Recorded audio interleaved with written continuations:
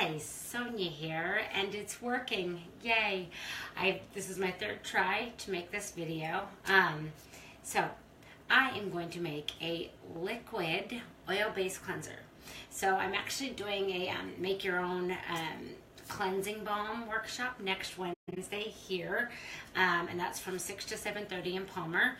But what I'm going to show you tonight is one of my main and most popular products. It's a gentle cleanser is what I call it, so there's no essential oils in it, and it's half oil based and half water based ingredients, right? So oil, I use sunflower oil, and I use a homemade calendula oil for the oil part, oil phase, and then I use hydrosols and glycerin.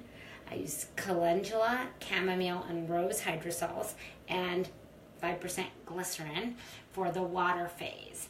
And the idea behind this is that it's a biphase product, so the oil sits on top of the waters, or the hydrosols, and you shake it before you use it.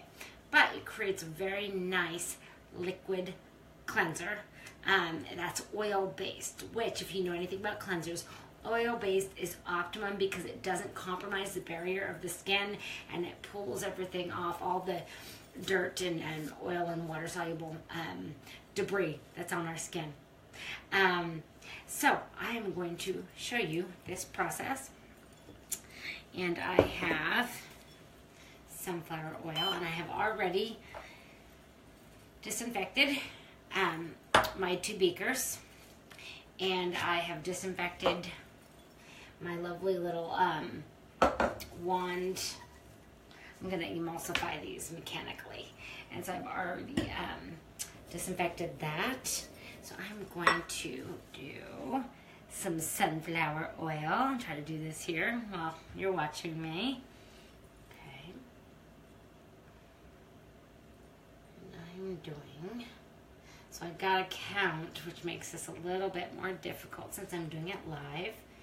And you can't see the scale that I have here, but I do have a scale. And so I just kind of want to be careful as I get closer to the quantity.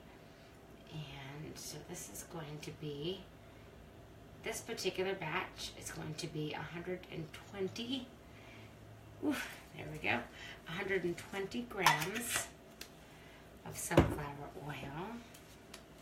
And I'm going to be using calendula herbal oil that I made myself, and I am going to do 30 grams of that. Okay.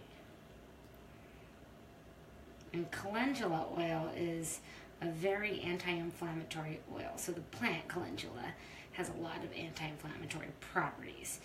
It's supposed to be one of the most anti-inflammatory that's out there, and so it's an excellent addition to any of your products, especially like on the face, which is more sensitive than under other areas of the body.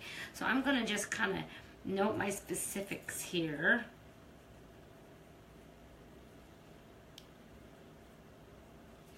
Okay, because the idea is we want it to be half oils and half water-based products or ingredients. And so I went over a little bit on each of those oils, so I want to make sure and match that up on the other side with the waters. And so this is artisan skincare, so it is not a perfect science. Okay, and I don't see anyone on, but I'm just going because somebody can watch this later. But if anyone's on there, send me a like or a heart or a comment, so then I can see what's going on and maybe talk to you a little bit. Okay. 15 grams of glycerin. And just so you know, I have already noted the batch numbers, the vendor batch numbers on each of these ingredients, so that when I make these products to sell, I'm going to do everything in my power to make sure that all safety measures are taken into consideration. And so, but in the rare case that one of the vendors has an issue with one of their ingredients, having the batch number really allows me to be able to, oh, that's perfect, allows me to be able to track the ingredients and the vendors, just in case. Okay. Okay, that's perfect. Okay, yes. Okay, so now we're gonna do some hydrosols. I have a chamomile hydrosol, and I need 45 grams of that. So hydrosols are water-based, right? And glycerin blends is soluble in water. And I need, how much did I say? 45 grams of this. So if you don't know what a hydrosol is, when an essential oil is made, the hydrosol is actually the water-based byproduct of when the essential oil is made. And so, sorry, I'm trying to think at the same time here. There we go, perfect. So, you know, you have your water and you have your plant material and you have all the other stuff involved in the creation of an essential oil for the aromatic, for the distillation of an essential oil. So as the essential oil is pulled off, the water is eliminated, and that water has some of the water soluble aspects of the plant, but it actually has even little minute bits of essential oil. If you know anything about essential oils, they have a really unique characteristic, which is how they can get down into through your stratum corneum, and they can actually get in there because they are oils, but they also have a characteristic, an ionic characteristic that allows them to be almost not necessarily water soluble, but they do have an affinity that allows them to move through when normally a water-based ingredient or oil-based would not be able to get through because of the way your skin is designed to keep water in. Okay, so, and I'm going to have some rose water here, rose hydrosol. And I just found out the coolest thing about rose hydrosol. So a friend of mine was looking for, what she was looking for was something, because she just got some eyelash extensions, and you can't use oils or alcohol or anything harsh to clean them because you will cause them to come off, right, or start to disintegrate the glue or whatever's used to hold them on there. And so we were talking about if there was something that I had that she could use that was natural to clean her eyelashes. And she had done some research and come to find out that rose water, rose hydrosol, is recommended and used by women to clean their false eyelashes or their extensions, right?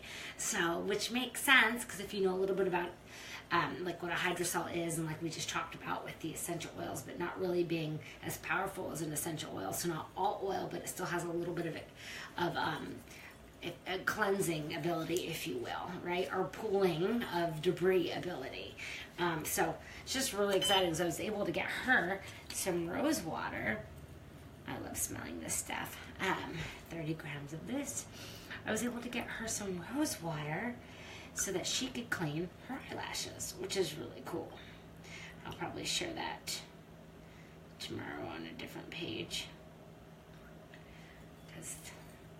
Okay, ooh, just a tad bit there. And I think I'm just about done. So, alright. So I only went like about 2/10 of a gram over on the waters. So that's not too big of a deal. Okay, so I'm going to actually, see me here, I have my half oil base ingredients. And I'm pouring this into this plastic container for the emulsification process because I just made a toner a few minutes ago, and what ended up happening with that is, there we go, is it went everywhere because I tried to use the emulsifier, the wand, right in the glass beaker, and it's not really designed for that. So I'll try that at home. Oops. Oh, shoot. Okay. I got my glycerin. I had wanted to mix that up into the hydrosol, and usually I use a glass rod. But, so can you see me? Okay. I'm going to actually pour some of that back in there. Just trying to make sure I get all the glycerin as much as possible out of this beaker and into my final product here. This is an awesome cleanser. It's perfect because you can use it around the eyes.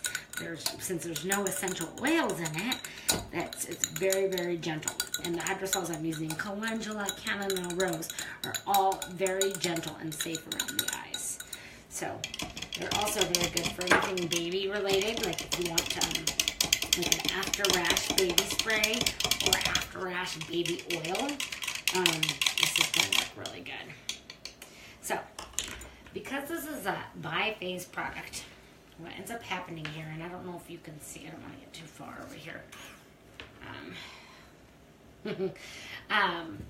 The oil is going to set, you can see the oils are already starting to separate from the hydrosols because oil and water are immiscible, right? So what emulsification does is it takes two immiscible liquids and it blends them. And there are natural emulsifiers out there. I actually have some on order that actually would allow you to take butters and other plant oils and hydrosols and make a cream like the lotions you're used to at the store. But in this case, I'm going to mechanically blend this hydrosols and oils, mostly just so I can keep blended before I pour it into the bottles because I want to get a balanced amount of liquid, of cleanser, into the bottles, which I have here. And oh, you can see that, fantastic. So I got a couple of these, and thank goodness I have a disinfected one of these, so I can actually pour without spilling right into my bottle. And this makes just a beautiful product. Look at that, especially in that crystal. In that clear glass. I love this. I love these new little glass bottles. Frosted glass bottles are fantastic. I'm going to start using them more. So, put a little bit more in that. Because I only make enough, just enough to get a certain number of these down, since these hydrosols are pretty spendy. And organic products and ingredients in general are spendy, so I need to try to maximize my quantities here. So that's the gentle cleanser that I make, and I hope you got something out of this, and I'm going to go ahead and finish this and let you guys have a great night. Thanks, bye.